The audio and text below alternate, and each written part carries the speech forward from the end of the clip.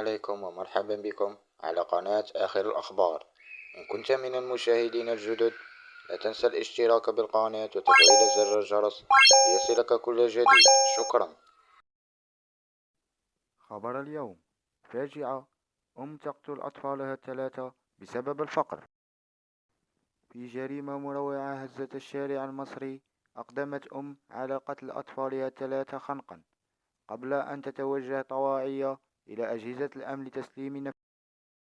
تفاصيل الجريمة: تلقت أجهزة الأمن بمدينة الشروق المصرية بلاغا على عثور على جثث 3 أطفال داخل شقة بإحدى المناطق السكنية الراقية، وانتقلت النيابة العامة على الفور إلى موقع الحادث لبدء التحقيقات، أين كشفت المعاينات أن الأطفال تعرضوا للخنق مع وجود آثار واضحة حول أعناقهم، في حين لم تسجل أي إصابة.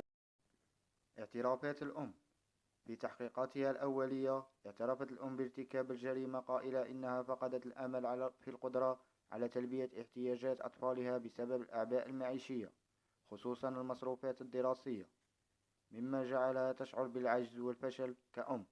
وأكدت أن هذه الضغوط النفسية دفعتها إلى اتخاذ هذا القرار المأساوي في لحظة صدمة اجتماعية ودعوات للتوعية. أثارت الواقعة صدمة كبيرة في الأوساط الاجتماعية وعبر منصات التواصل، حيث عبر آلاف المستخدمين عن استنكارهم للجريمة، مطالبين بتكثيف الجهود في مجال التوعية بالصحة النفسية ودعم الأسر التي تواجه ضغوطا معيشية.